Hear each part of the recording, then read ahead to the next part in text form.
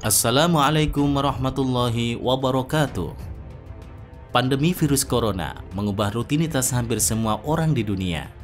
Jumlah pasien yang terjangkit pun bertambah setiap harinya hampir di seluruh negara. Wabah virus corona yang diketahui berasal dari Wuhan, Cina ini sudah menjadi permasalahan global.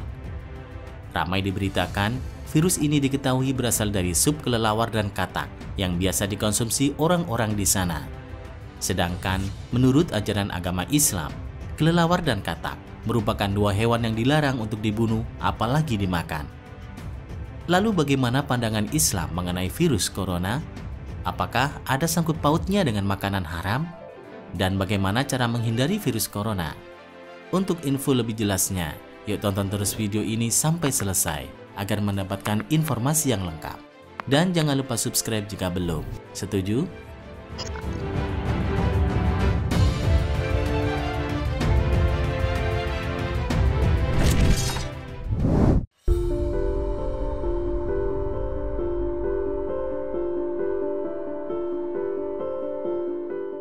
Serangan virus corona yang mengakibatkan masalah pernapasan ini pertama kali berhasil diidentifikasi oleh ahli mikrobiologi Profesor Dr. Ali Muhammad Zaki.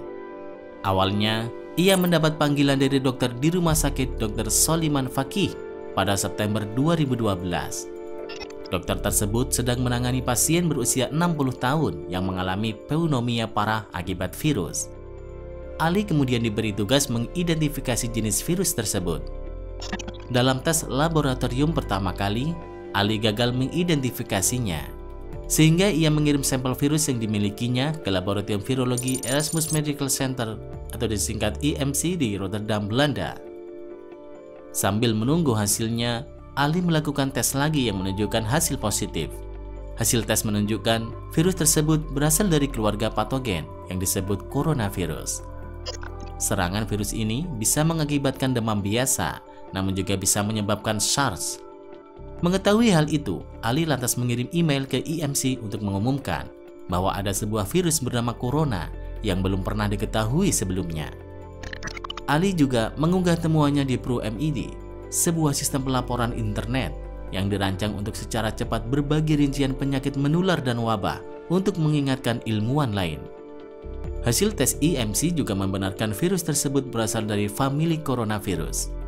Namun virus tersebut beda dan belum pernah dilihat dalam keluarga coronavirus sebelumnya. Dan kini, virus corona kembali menjadi penyakit yang patut diwaspadai.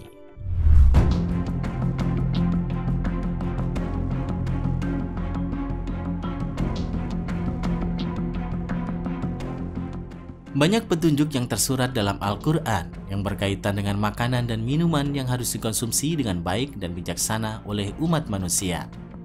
Dengan tegas, Allah menghalalkan makanan yang halal dan mengharamkan yang haram. Dan makanlah makanan yang halal lagi baik dari apa yang telah Allah rezekikan kepadamu. Dan bertakwalah kepada Allah yang kamu beriman kepadanya. Quran Surat Al-Ma'idah ayat 88. Namun demikian, di negara Cina, mereka melanggar ketentuan dan perintah Allah dalam hal mengkonsumsi makanan. Kuat dugaan awal, virus ini berasal dari salah satu pasar daging dan seafood yang ada di Wuhan. Sejak dulu pasar ini dikenal menjual berbagai jenis daging hewan liar, termasuk yang masih hidup. Yang ramai dibincangkan adalah katak dan kelelawar. Tapi tahukah Anda, ada sebuah hadis yang sangat masyhur yang membahas kedua binatang ini. Dari Abdullah bin Amru ia berkata, "Janganlah kalian membunuh katak, karena suaranya adalah tasbih. Jangan kalian pula membunuh kelelawar, karena ketika Baitul Maqdis roboh, ia berkata, 'Wahai Tuhan, berikanlah kekuasaan padaku atas lautan, hingga aku dapat menenggelamkan mereka.'" Hadis riwayat Al-Baihaqi. Aisyah radhiyallahu an juga menyebut peran besar kelelawar ketika kebakaran melanda Masjidil Aqsa. Diriwayatkan dari Aisyah tentang kelelawar, dia adalah hewan yang memadamkan api dengan sayap-sayapnya pada saat Baitul Maqdis dibakar. Allah berfirman dalam Al-Quran, "Maka kami kirimkan kepada mereka topan, belalang, kutu, katak, dan darah, atau air minum berupa menjadi darah, sebagai bukti-bukti yang jelas, tetapi mereka tetap menyombongkan diri, dan mereka adalah kaum yang berdosa." Quran Surat Al-A'raf ayat 133. Dari sini diketahui jika kedua hewan ini dilarang untuk dibunuh, apalagi untuk dimakan. Dalam dunia medis juga menjelaskan bahwa katak mengandung cacing netamoda atau cacing gelang yang terdapat pada sistem pencernaan katak. Apalagi cacing tersebut masuk ke dalam sistem pencernaan manusia, maka akan mengganggu metabolisme tubuh. Selain itu, akan lebih berbahaya lagi ketika cacing tersebut masuk ke dalam pencernaan manusia dan memakan apa yang telah kita makan. Terkait kehalalan dan mengkonsumsi katak atau kodok, memang ada perbedaan pendapat.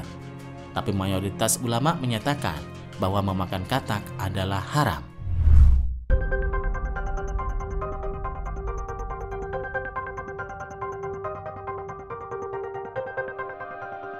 Menyikapi epidemi global ini, sebagai seorang muslim, hendaklah kita kembali kepada ajaran-ajaran agama kita. Virus corona adalah makhluk sebagaimana makhluk-makhluk Allah lainnya, dan ia tidaklah bergerak kecuali atas perintah dan izin Allah Ta'ala yang menciptakannya. Oleh karenanya, kita berlindung dari wabah ini kepada Allah sebelum kita berlindung kepada kemampuan diri kita sendiri atau kemampuan makhluk lainnya. Ingatlah bahwa Allah adalah sebaik-baiknya pelindung dan sebaik-baiknya penjaga. Allah berfirman, maka Allah adalah sebaik-baiknya penjaga dan dialah maha penyayang di antara para penyayang.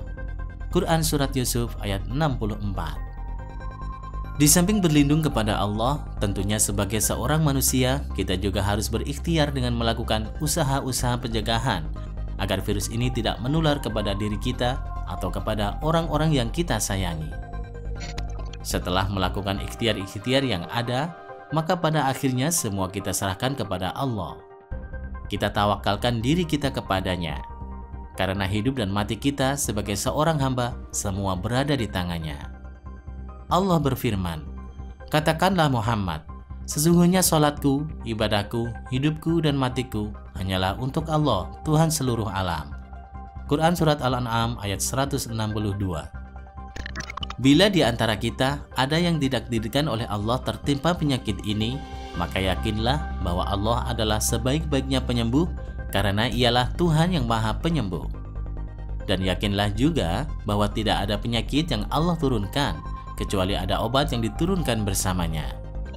Nabi SAW bersabda, sesungguhnya Allah ketika menciptakan penyakit, maka Ia menciptakan penyembuhnya, maka berobatlah.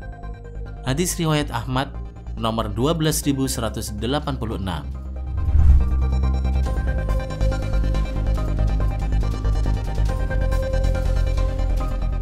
Terima kasih sudah menonton. Silakan bagikan video ini jika dirasa ada manfaatnya. Wassalamualaikum warahmatullahi wabarakatuh.